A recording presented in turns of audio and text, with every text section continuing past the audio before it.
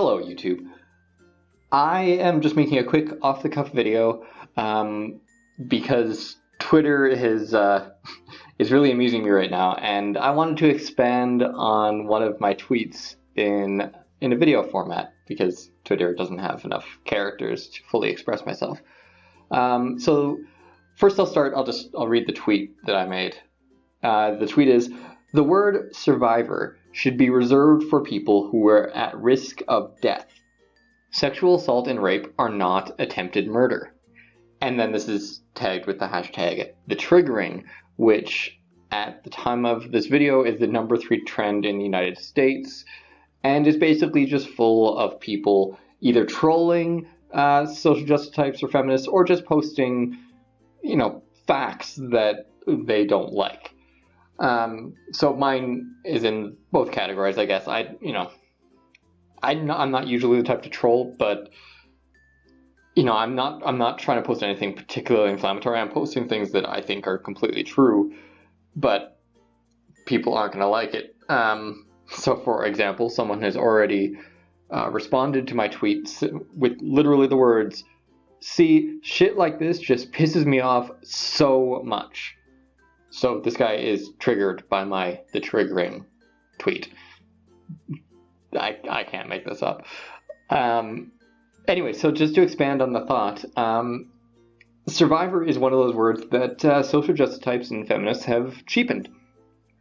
It's a word that should have a powerful meaning.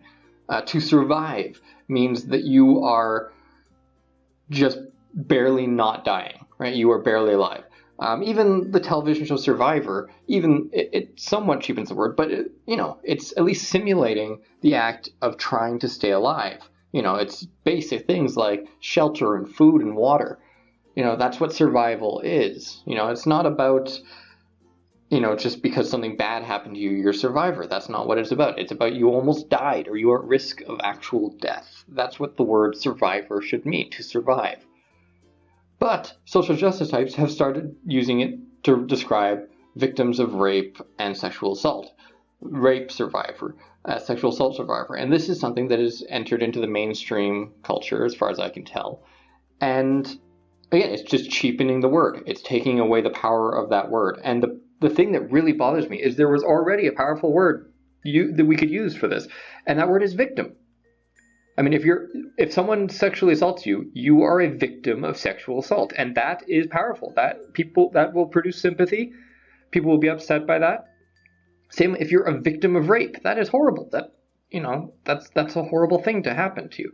So you don't need to use a more powerful word to describe inaccurately to make it sound even worse than it already is. It already sounds really bad.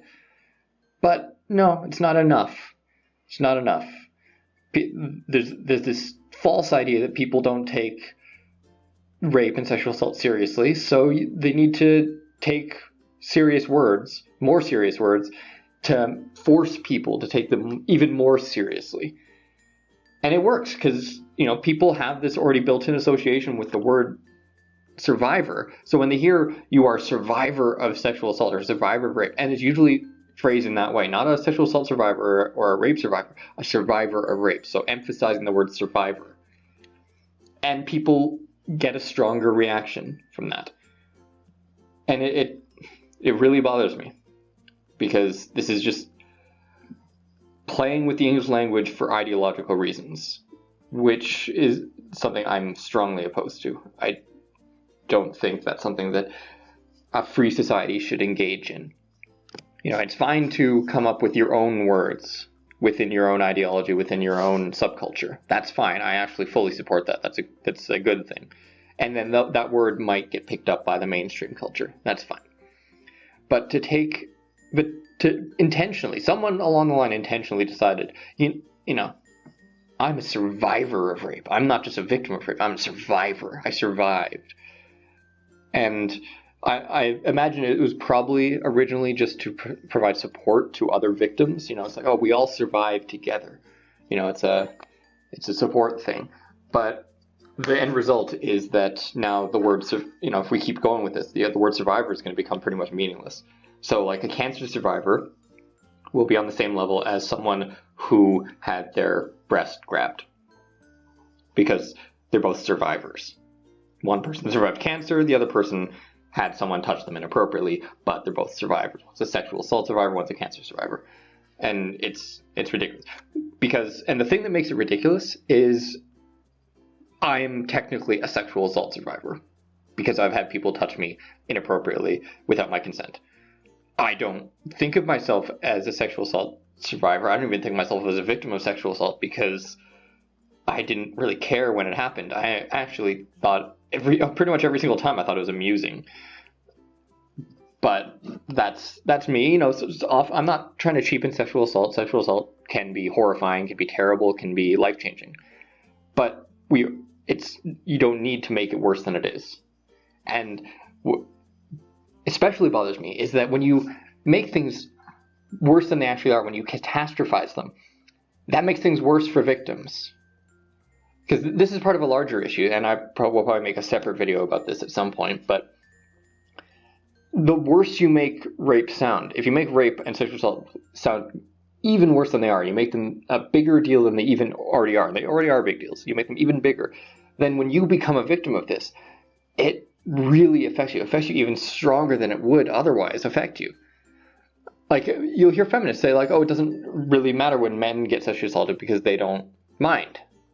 Well, women could have the choice of not minding too if they wanted to.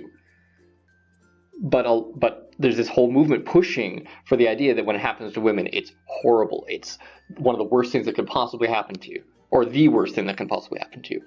And so when it happens to them, it's extremely psychologically damaging. So in many ways, this making sexual assault and rape even worse than they actually are, which they're already really bad, but you're making them even worse, I think that actually hurts victims. But anyways, that's just my opinion. I'm off to go make more tweets in the triggering hashtag because I find this quite fun. And thanks for listening, and I wish you all the best.